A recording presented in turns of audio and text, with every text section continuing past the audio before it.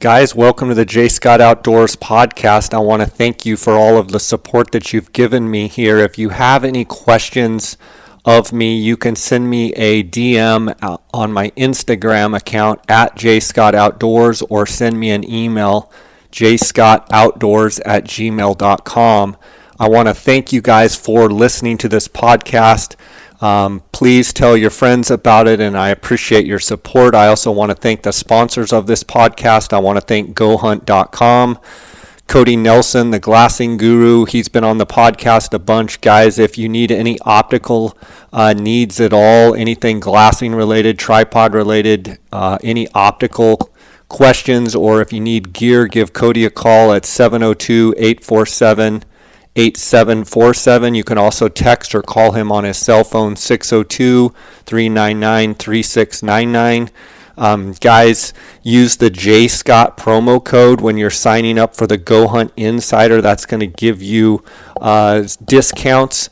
Right now, they're running a $50 Go Hunt Gear Shop gift card if you sign up using the J. Scott promo code.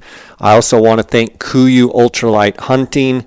KUIU is a direct-to-consumer brand, KUIU.com. The ultralight hunting gear is the gear that I have worn since and used since 2010. They are a direct-to-consumer brand. You can go to KUIU.com, order everything right there directly on the website. Also want to point out, for those of you that are near the Dallas, Texas area, they have just opened a retail location. So now they have a retail location in Dallas as well as in Dixon, California. Also be looking out for the KUIU guys at some of the trade shows that are coming up here in the next couple months. Thank you to KUIU for their long-time support. I also want to thank phonescope.com. Remind you guys to use the JScott23 promo code. That's going to get you 10% off on all orders at Phonescope. And then last but not least, lathropsons.com. Contact owners Stephen and James at Lathrop & Sons, 618-544-8782. They make mountain hunting boots.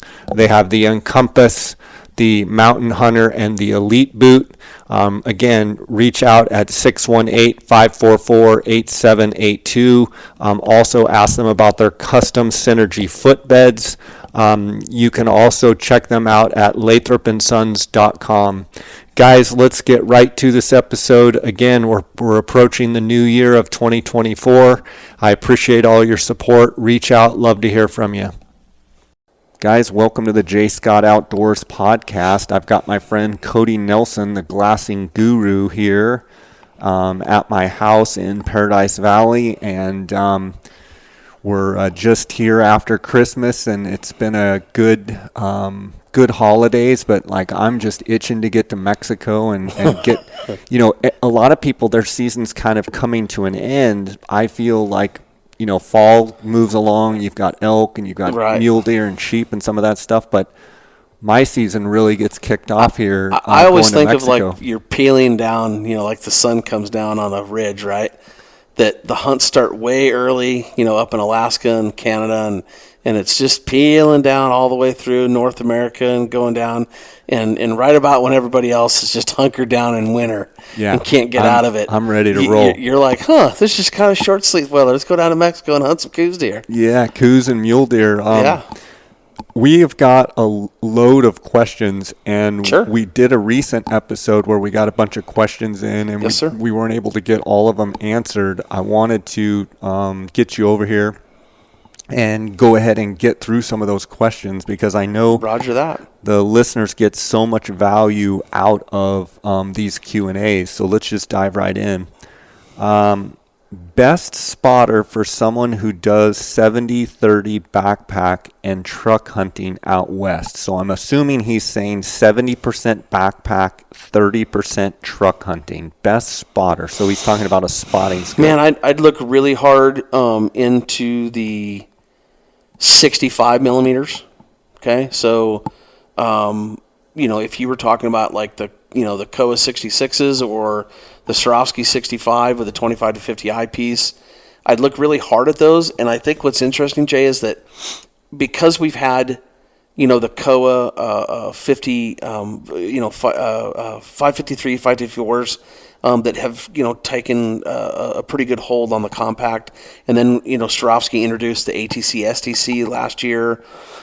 We've had a fairly interesting thing happen, is that there's been a ton of attention that goes to the compacts, and if you're into the compacts and really the lightweight thing, those two pieces of gear are it in my book, right? Those are, and then Vortex lands one in there in the Razor lineup that absolutely supersedes what they had done in their previous models. So you got to look at that too. But I think what the very most interesting thing is that what the rise of the compacts did is it made people really look back and understand that there was these 65s out there that kind of were getting lost in the middle, that were like, oh, well, that's a 65. And I think what it's really caused people to do is it's realized that either I go 80 millimeter or I'm going down to the compacts, but then they're now realizing, man, these 65s really do kind of in the middle. They kind of bridge that gap. So I would just tell a guy that I don't think you could go wrong with either one of the two pieces that I just told you about. Well, an interesting thing too to this question is 70-30. Yeah. I mean, the beautiful thing about the modular system with Swarovski is you could have... There's another piece. You could have a 95 and a 65, and Absolutely. When you backpack, you go with the 65. When you're around the truck and you want a little more juice, you go with the 95. 100%. Or the 85. And there's... That's the beauty of the modular system. And people would ask me all the time, well, what spotting scope do you carry most right now? Without a doubt, I carry an STX 85. And so that may not answer the question as to the 65 or the 95, the modularity, but what it should really tell you is that I'm willing to put up with some weight because I know what the benefits are. Right. Like, I'll take those benefits every time. Next question, Leica Geovid Pro versus Swarovski EO Range TA. Well, man, first of all, I would tell you that I think the glass in the Swarovskis are superior. The new SwaraVision and what they've done with that, I really don't think there's another rangefinder that equals that. As a matter of fact, when we compared the EO Range TAs with the EO Range, the regular SwaraVision and the NL Pures, really they were pretty neck and neck with the ELs, but they actually kind of compared more with the NLs because of the wider field of view. That's a 359 foot field of view. I thought that was phenomenal, and I thought that made a really big difference in them. It was noticeable to me. I will tell you that in terms of first of all, with the Swarovski probably gets a little bit of they only have 3 profiles and, rifle profiles and, their ballistics are different than, somebody else's. And I would tell you that in my experience of building turrets and dealing with ballistics, which is probably in the thousands, I would tell you that Swarovski's ballistic program is not entirely different than other programs. Like, you may get a click that rounds up or rounds down, but it's not that. We're not talking like, you're putting in the same distances and you're getting 5 clicks difference. So I would tell you that I love the Swarovski and I love what it does in its simplicity, and I think the app works real good, and I think all that's fine. But man, when you talk about the Geovid Pro, the way that it interacts with the mapping program, that's ridiculous. I mean, it's so good. It's uncanny about how good it is. Explain that a little bit. Well, first of all, the way to get to the fact that you're getting a solution is incredibly intuitive. It's way shorter than the old versions of those like the 3200.coms and all that. You just get to the end to where it's quicker when you're trying to make a shot and get a solution. And but Jay, you can literally take a range and you can look on your phone that's got their app on it and the hunt map, and it's going to ping right where that is. And then on top of it, you could say, well, I'm not going to shoot from here, but I want to shoot at the hill closest to it. You can actually mark that on the map, and now it'll tell you exactly how far the shot is from that ping to the animal. And if you want to plot a course to get over there, you can plot a course to get to where you need to shoot from, and it'll take you right to it.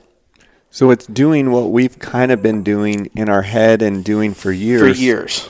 But it's taking technology. That's correct. To another step, now, and it's probably a little more exact. The Swarovski has a tracking assistant too, and it's hooked up to Google Map, and you do have to have some connectivity there, but it also has a different form of tracking. It'll record your last 3 ranges, and it has basically a balance in it that when you range in that and you go to range in that direction, it'll tell you whether you're going left or right when you're walking towards that. So it's a different system. It has the mapping, but it also has that that indicator that's telling you whether you're left or right or something. But again, I think the fact that we're having these conversations, I think we're merely at the start of what's to come in terms of electronic technology in rangefinders and mapping. We haven't, they're integrated, but I think we're merely at the beginning of this. It's exciting, isn't it? 100% it is. Question here. Would really like to hear some conversation about glass quality and coatings. Oh, geez. And what difference that makes. Whew.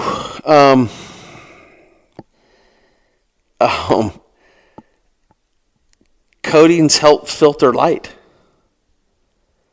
And the cleaner that you can do that, the more light gets to your eye. But that can also change the colors that you see.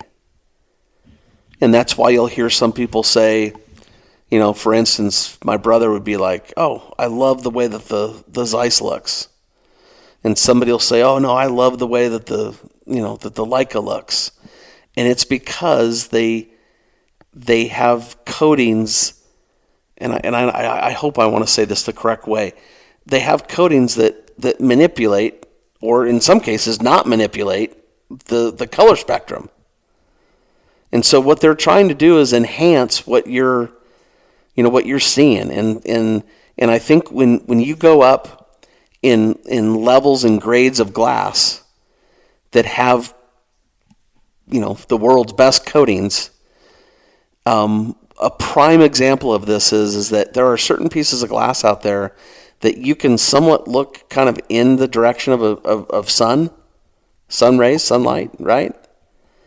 And you can literally see what you're looking at on the mountain, and you take another piece of glass and you have a lot of refraction and glare and all kinds of stuff, and it all comes back to quality of glass, quality of coatings. All of those things make that happen, and that's a very, very technical side of it. But if you're purchasing glass that's not fully multi-coated, you're probably not going to be happy with it in the long run. It's the simplest way to put it. And there's different names for it all. Some of them are trademarks. I mean, there's all kinds of different ways to do that. But the fact that your glass is getting, is the glass coated all the way on both sides and all the way through? Is it coated just on the outsides? There's different ways to cut pricing, and so it gets to be a very, very, very technical conversation. Could you make the argument that the more expensive the glass, likely the better quality of glass and better amount of technology 100%. in the coatings? Yep. And that's why it is what it is? That's correct. Okay, question here. Zulu6 HDX without a tripod versus Razor HD or insert any other thousand-ish binocular So he's talking with about a tripod. So he's talking about image stabilizing. He's trying to compare the Zulu6 without a tripod versus Razor HD or any other $1,000 I think I see what he's getting with at. a tripod. So would you rather have $1,000 binos on a tripod or a Zulu6?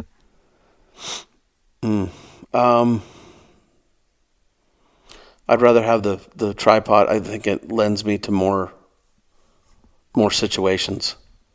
Okay, even though he's trying. So here's the thing. I think what he's also trying to figure out is which glass is better. No, I think he's trying to say Zulu6 just hand holding and running around like a wild man, or $1,000 pair of binoculars on a tripod. Pick it, whether it's a Razor HD or. God, put me on the spot. Why don't you? Yeah, I'm sorry. I'm a little set in my way on that, and I'm going to go the $1,000 with a tripod because I at least I know I'm going to get wider field of views, and I'll take that. That's I hope that's what he's looking for. If that guy wants to call me, please do, because I'd love to break that down exactly what he's wanting out of that. Okay, this is. Which is a better buy, ATX 65? So talking about a Swarovski ATX 65 or an ATC. Which is a better buy? I don't know if he means value or if he means which one's better. Well, I'll try to answer it in both ways. One, if you're going to buy the ATX in a 65, your access to the modular system is, you're right at the door, and you've got so much at your ability. But I mean, without a doubt, the ATX 65, that's an awesome 65 millimeter. What I would tell you is that it's a really heavy 65 millimeter. I mean, generally speaking, if you compare that to others in that same class, it's about 10 ounces heavier. So, but the glass is pretty phenomenal, and it's one of my favorite eyepieces. Man,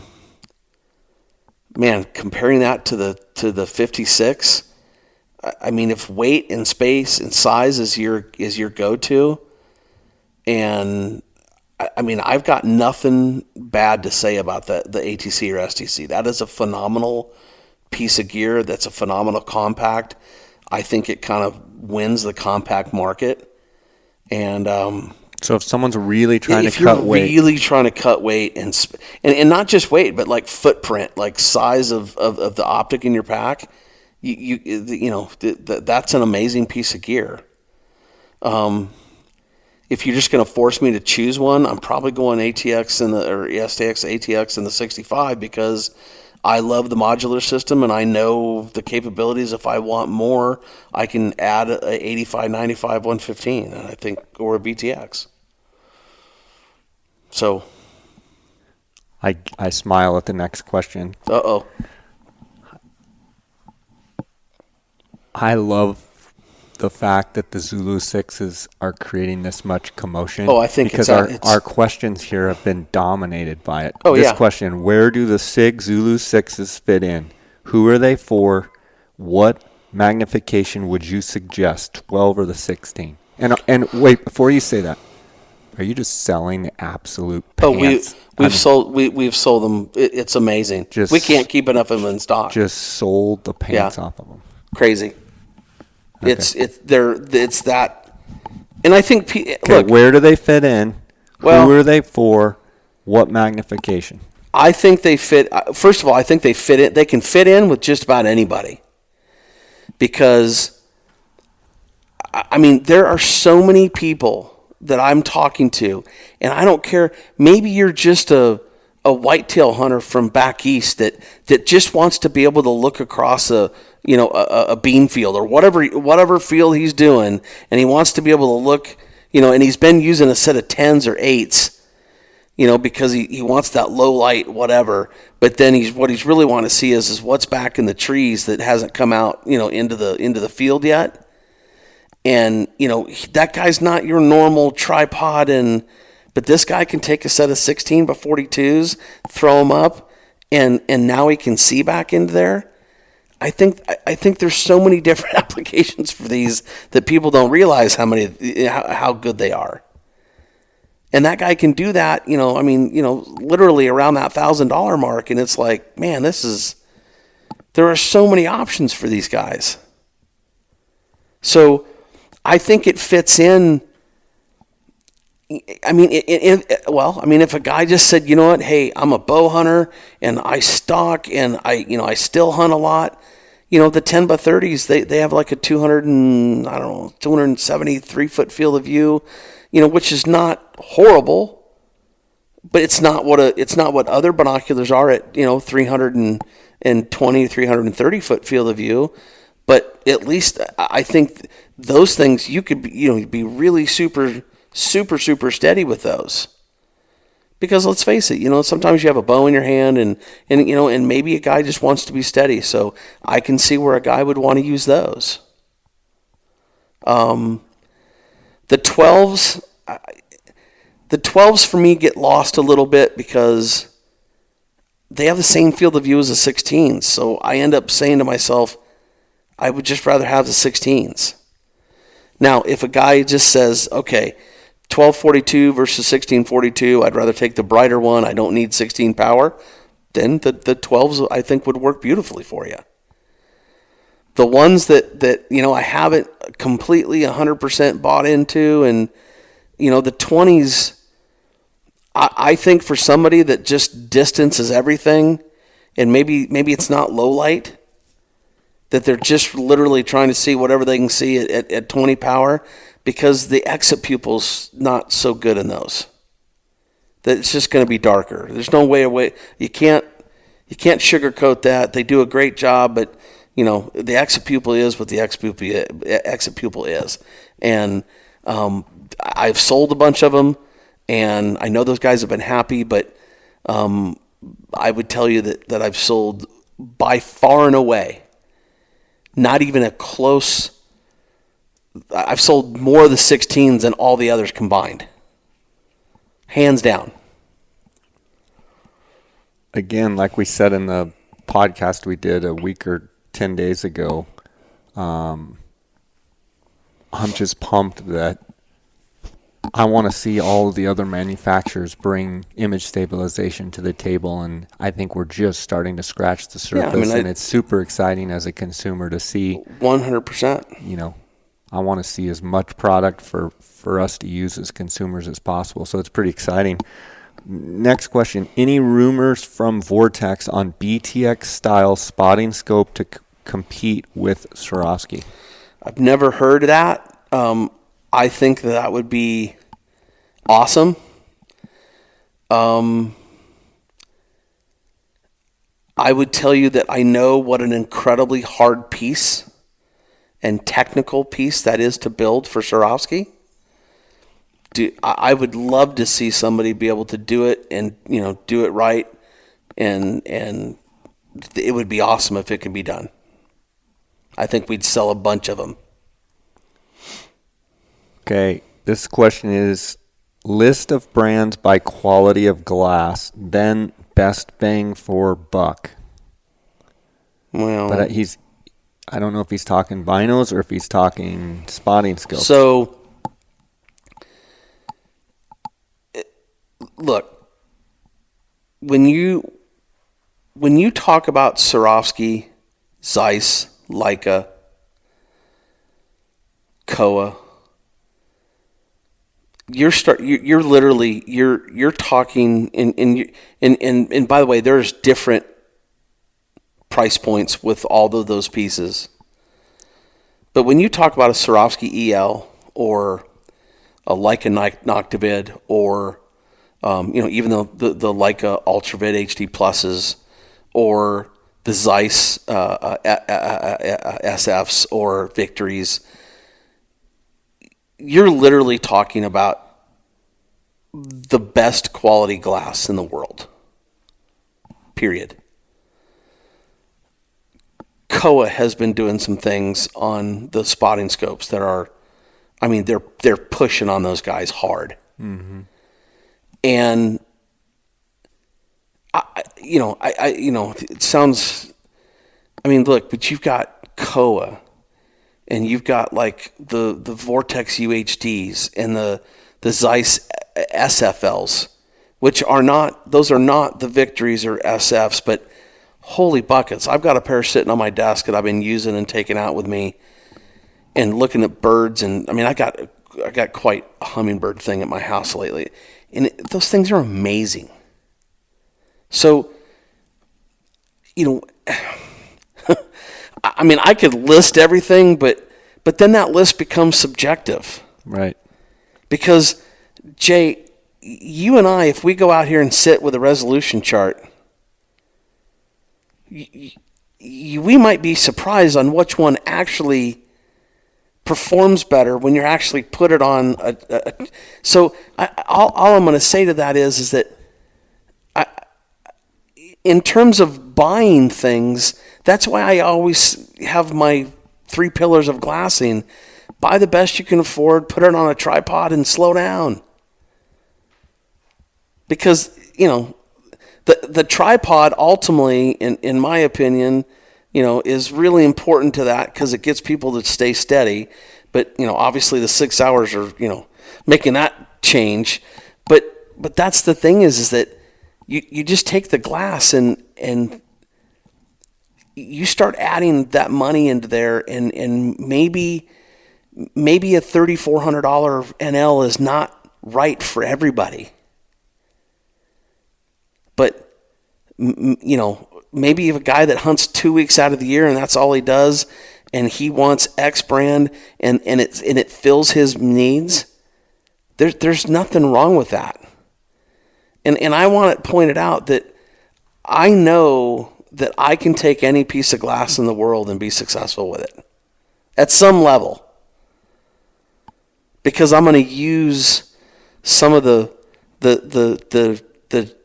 tradecraft to be successful with it.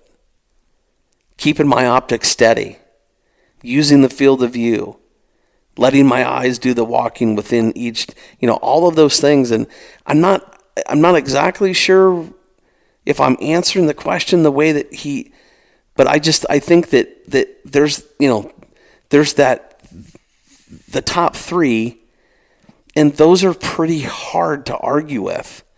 But it doesn't mean because you go buy a Vortex UHD and I've got a 15 SLC, it doesn't mean that that you're both not going to find game. So, I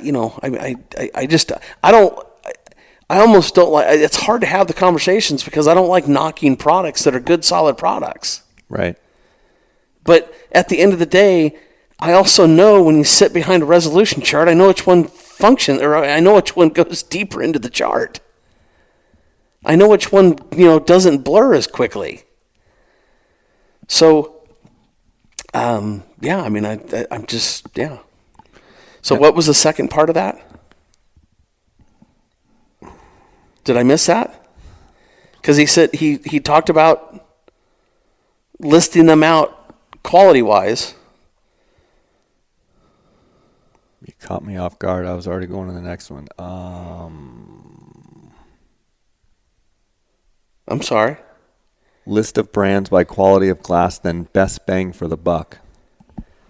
Yeah, I think best bangs for your buck are, if you want to spend $1,000, you go Vortex HD, you go the Leupold Santiums. So like the Vortex Razor? Razor HD, you go Vortex Santiums, you go Leica Trinovids, Zeiss Conquest you HD. Mean Leupold Santiums. Or Leupold Santiums, Leica Trinovids, Zeiss Conquest HDs.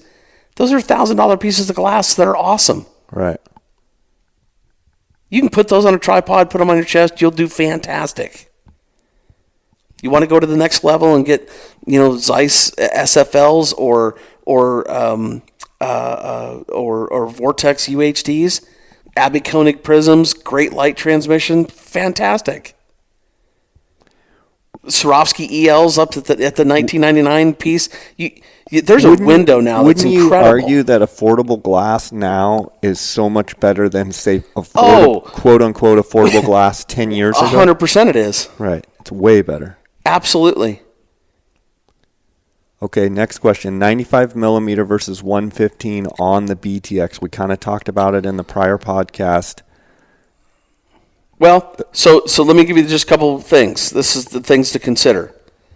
So first of all, you've got a bigger exit pupil at 3.3 on the 115. You got a 2.73 or 2.71 on the 95 and the BTX. So the BTX 95 is the most popular combination we sell. It's also what I would tell you is. It's 6 pounds, so just a little bit over 6 pounds, like 6.606 or something. And then you got the BTX 115 that's much longer, and it is 7 3/4 pounds. So, I mean, I don't know. I mean, they're both awesome. But if I'm looking at the longest distances, and I'm looking, from sun up to sundown, quite generally, I'm taking the exit pupil. If all that's, if I'm around the truck and I'm not packing with it. Which has you taking the 115? Yeah, I'm taking the 115. Okay. Next question: Swarovski versus Koa Big Eyes. Well, so I assume they're talking twins. Yeah, if he's So I use the Swarovski Twin 65 SDS. And those are awesome. I'm assuming he's saying either the older Koa. Right, I think he's not taking into account that the Koas aren't making them. Yeah, they don't make the 664s anymore, and they don't make the 77s anymore. But all of those are. I mean, the 664s, for all intents and purposes, was the best. If you call it a lesser expense, I mean, that was the best bargain in the big eyes. But the 77s were pretty damn good, that way too. Yeah, I mean, if I had to choose any one of them, I would go the 65s. Now, there's some guys doing the 80s now too, back again. But see, here we keep, we keep going, well, I don't want to do them that big and that heavy, and then we keep adding, okay, well, let's do the 80 millimeters, and so, and guys, I'm not going to throw out the old Highlanders either. No, they're phenomenal. Those are phenomenal pieces of glass, and quite frankly, if you're around your truck and you're not going to pack them, I mean, that's why I got rid of mine, is I was carrying them too much. You're and carrying I had them 14 pounds and a 13-pound tripod. I had 27 pounds Absolutely. before I even... And the part of the problem with that is that if you're going to be close to your truck, or at least within, walking distance to a point or whatever, there's a lot of times that I think I would just flat out choose the 32 by 82s because they're so stinking heavy and you got a solid tripod on them. When you're looking at something, they're stable. They are absolutely rock solid stable. Yeah. Okay, so next question. Is the Zeiss Harpia 95 better than the Swaro ATC 95? Wait a minute. Is the Zeiss Harpia 95 better than the Swaro ATC? I think he means ATX. He means ATX. I did an article on this one, and this was a tough one. The Harpia is an incredible piece of gear with I would tell you that in some regards, the glass is maybe slightly on the better side.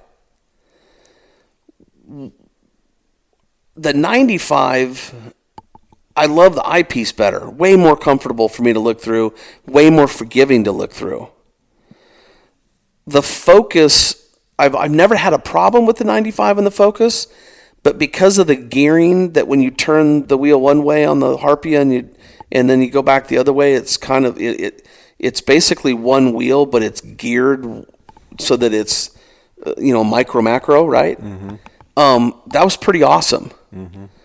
The one thing that I have a problem with the Zeiss is they were like, oh, this is better because it's a wider field of view. And quite frankly, I've put them side by side on equal powers, and I don't see that as being the truth. And call me crazy or doing something wrong, but I don't think I was. So when you match power for power, I got no more field of view out of the Harpia than I did the 95. So, that's a tough call for me. I think the 95 would be my go-to choice. That's what I would tell you. Next question. Love the Zulu6, but they seem to fog a lot on the eyepieces. Any suggestions? Well, if they're fogging a lot on his, like on the ocular lenses, that's typically an environment he's creating. And I've never had them, and granted, I have not had them a lot of different scenarios of cold, and so, I'm not sure why that would do that. You've not heard of them fogging? I've not had a single complaint on that. So, I would, if I were him, I would be looking at, when you put those lenses out there, I don't know, is his breathing and everything rolling up? I know that sounds crazy, but I've had more things fog because people are breathing and it's rolling up into stuff than it is, because of a faulty thing in the lens. So, I think that would be, I think that's really interesting. But I would tell him to try to watch as much as possible, how that's happening and when it's happening. Okay, next question. Having trouble finding balance, settle on my 85 millimeter razor, Sure VA5 and slick setup tips. And I'm assuming he's talking about literal balance. Mm-hmm. Well, if you're using a TY70 plate, you can run the plate forward or run it backwards, and then you can adjust the plate within the head, forward or backwards. So you should actually get quite a bit of adjustment out of that to where you should be able to manipulate the balance point. And so, if that person is having issues with that, I would tell that person to call me, and I can walk them through that and help them set it up to where it gives them the best balance, at least that they can achieve on that particular setup. Okay. What is your favorite pair of binoculars?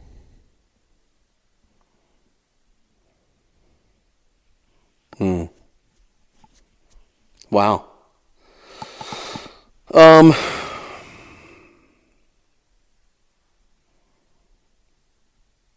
Man, as of lately, I've been loving those SFLs. If I had to just pick my favorite piece right now, chest glass, carry, do everything, I would choose a 1042 NL. That's, man. 10 power or 12? 10 power. Yeah, 10 power. As much as I like the 12s, for me it would be a 10 power. Yeah, I have the 12s. I don't have the 10s. Yeah, I've looked through the 10s. If someone said you could only have one pair of binoculars, I'd go 12s. I'd go 12s. Because you still have the same field of view as a regular 10. But I think if I was just as a hunter, hunting, Western hunting, I think I'm going to go with the 12 NL. Right. If I was just wanted an all-around for going to a ball game and going. So you know what I mean? I'd probably go with the 10. So hold on a minute. You get what I'm saying? So let's take this question a different way. What's, of all the things out there and all the things that you've looked through, because I think I might be able to pinpoint two pieces that you've used that I would tell you that are your two, aside from what's new and out right now, there's two pieces of glass that I know that I can remember how excited you were to use both of them. And the first one was a 10 by 50 SLC. Mm-hmm. And the second one was when the first version of the ELs came out. You did double bat flips over the 8.5s. Well, I had the 8.5s. Right. And I have the 10s, yes. ELs. And I still say the 10 EL, I didn't think could ever be beat. I thought it was the best binocular all around for any type of glassing that you could possibly do. Okay. Prior to that, the 1050s, the thing I liked so much, I had 1042 SLCs and 1050s. The thing that I used the 1050s more than anything was Cooster hunting. I loved it because you had 10 power, but you had the 50 millimeter objective. So you had a 5 exit pupil. Right, exactly. And they were 1050 SLCs. Were I used those 100% underrated. Oh my gosh, yes. I mean, not to name names, and we won't go into that, but I can name the big guys that were killing a bunch of big stuff at that time. Yeah. And if you looked at what they were using, it was a 1050 SLC. Yeah. So I'm going to take this one other direction. If somebody had to say to me right now, like, what's the piece of glass that I identify with and like brings me great peace, like when I think about nostalgia and all the stuff that I've glassed through over the years. I know what it is. 15 by 60 Zeiss. 15 by 60 Zeiss. There's nothing. It's still my favorite piece. And if we could just resurrect that, Zeiss, if you're listening, just put new grade glass in there. Put the new coatings. Build them the same way. Give us that field of view. Give us everything that we want. Those would be the greatest. I don't care whether you say Coos deer glassing or not. They would be the greatest tripod-mounted glass in the world. Okay, next question. Cody, what digiscoping adapter are you using? MagView, All-In, Phone Scope, Scope Cam? I am currently using the All-In. Why? Well, it fits really, really well, and is ridiculously easy to deploy. There is literally zero thinking that happens when I go to put mine on. There are some companies and people doing some things right now that are really cool in that digiscoping world. And I think it's continuing.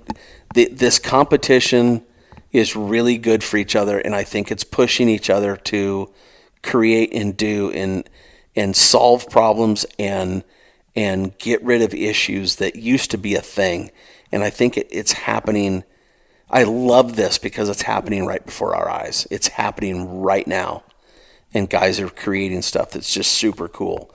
For me right now, I have nothing. There's, and by the way, I use 99.9% of my stuff I use on spotting scopes. I really don't digiscope through my binoculars.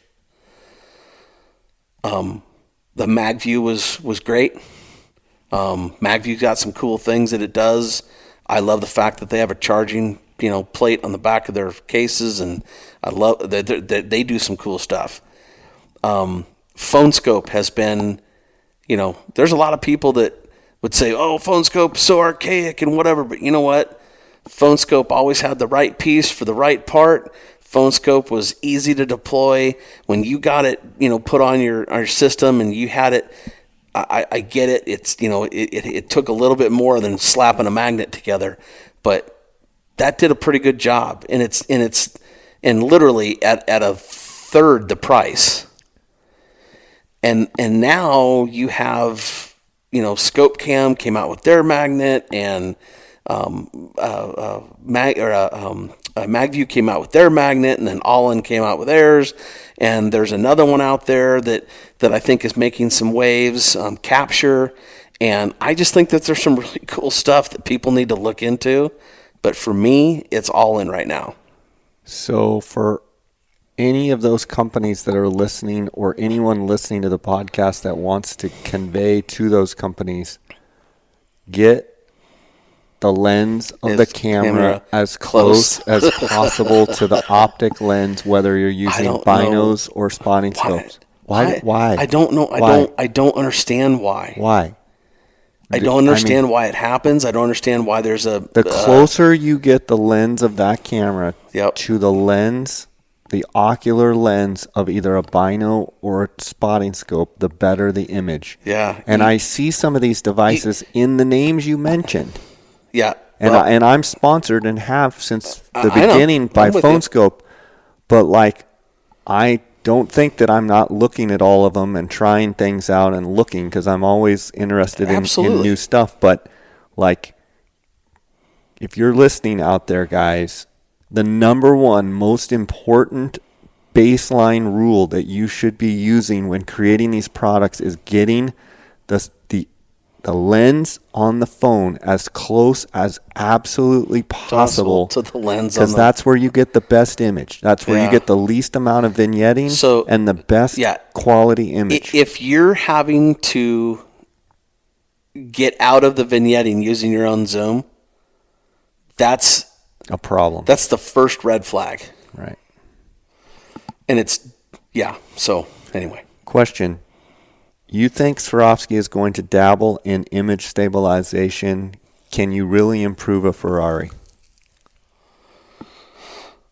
I'd say you can always improve a Ferrari. You can always improve. Don't ever sell. Yeah, don't ever sell it short that you can't make something better. Look, I don't know anything for certain, but there's no way that with the popularity and the questions, and there is no way possible that those people aren't taking a look at this. Yeah. No way. And I hope they are hard. Yeah. Because as a consumer, wouldn't it be phenomenal if all of these manufacturers had their own? I think it would be phenomenal. IS technology. Yep. Okay, next question. I run a Swaro EL10 Power, which, by the way, you're saying those are on sale they're at $2,000. Yeah, 1042 is $19.99 EL. 10x42 EL. Swaro Vision. On a tripod and an ATS 65 HD. Okay. Worth adding Zulu6. Well, only if he feels like there's a shortcoming somewhere.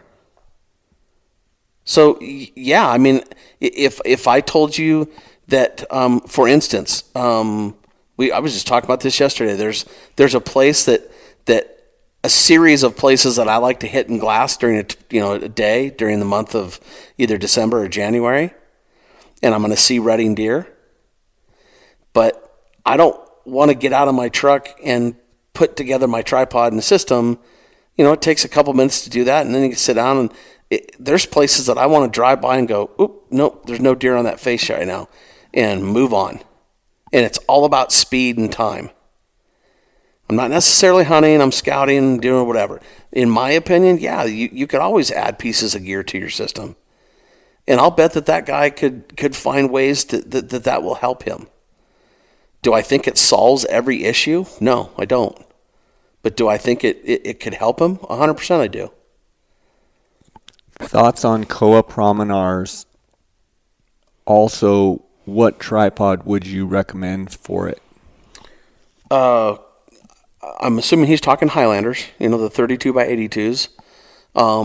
If I were to pick two pieces of gear right now that I think are, I would pick a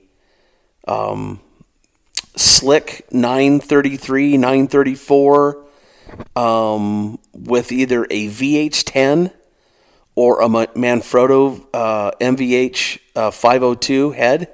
That's the Jay. That's that. So that the head. old 501. It's the replacement of the 501, but it's got that. Remember that neck collar that, it's super adjustable, and you can make it like it's just smooth as glass. Is it kind of like the old 701 HDD? Yeah, it's that red neck collar that it's just the best. I would choose a 502 Manfrotto head with it, and that I would roll those anytime. That's an incredible, just an absolutely awesome piece of gear right there.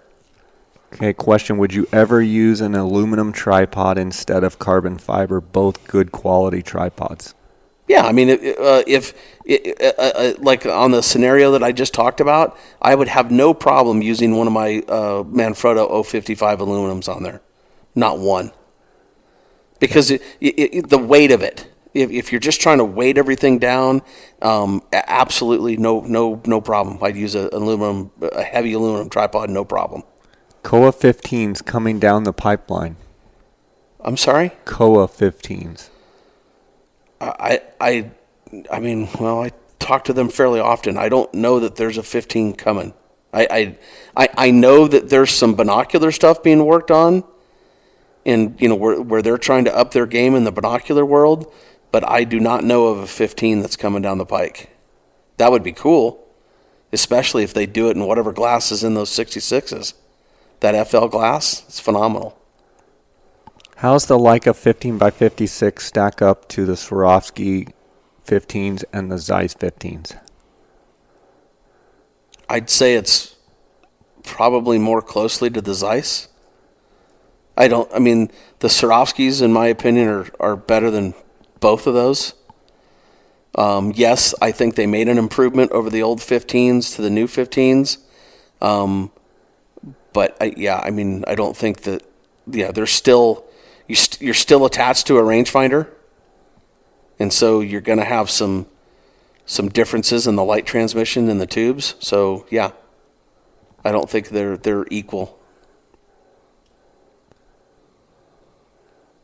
When glassing an area with 15s at close range, is it quick glassing and gridding or detailed? Well, part of the problem is that, like, see, and that's where like if I feel too close on the 15s, I would back out, to a set of 10s or something. But I mean, to answer the question specifically, I would, depending on the time of day and whatever, I'd say it'd probably relegate itself to some power glassing, quick shots. But it depends on what stage you're in the glassing. If you've looked at an area over and over again, and you haven't seen anything, and you need to go back and study and look into the shadows, a 15 at that range, you're just got to slow it down. Just slow it down and tear it apart. Right. Cody, that gets us through the questions that we had. I appreciate you coming out and being on the podcast. It's always great. Guys, if you need to get a hold of Cody, you can text him at 602-399-3699. You can also call him. That is his cell phone. You can also send him an email at optics@gohunt.com. Yep. You can also call the 702-847-8747. And the cell phone number is 602-399-3699. It's always great having you on the podcast. I know the last one we did, we got lots of response from that. And, there's hardly a week that goes by where I don't get a message back from a listener that said you took care of them and helped them out. And anything glassing, guys, tripods, binoculars, spotting scopes, rifle scopes, techniques, any of that. Cody, is talking to customers on the phone every day. I just also want to tell people, too, if we're not answering some of these questions, because I've had guys call, if you're not getting the answer out of it that you were intending us to give, or, if you're not understanding, or, we didn't understand the question, call me up. And we'll chop it up and figure out the best way. I mean, because sometimes it's just maybe understanding exactly what a guy meant by something and might change the answer. But, these are from the hip. we're not studying these questions and then having written pages of this is just two guys talking about subjects that they love, but we want to make sure that you're getting the best information to answer that question to help you, either purchase or quantify or qualify or, make you feel good about the one you just made. So, just if you got questions and they're not getting answered, holler at me.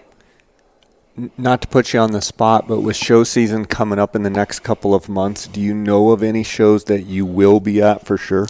Yeah, we're just starting to dabble in that right now. Okay. So, you got... We'll probably announce that on another podcast. You got SHOT Show coming. there's a lot of stuff coming, and it becomes kind of a busy time of season because this is that time when stuff starts getting announced and you're trying to bring stuff into the shop and trying to, lay out the plan for the next year and have it be successful. So, but awesome. Thanks for coming on. Hopefully I'll be at all of them. Thanks for coming on, buddy. Yeah, thank you so much for having me. I appreciate it. Looking forward to kicking off this new year. Yeah. Yep. Can't wait to hear all the stories. All right. God bless. God bless.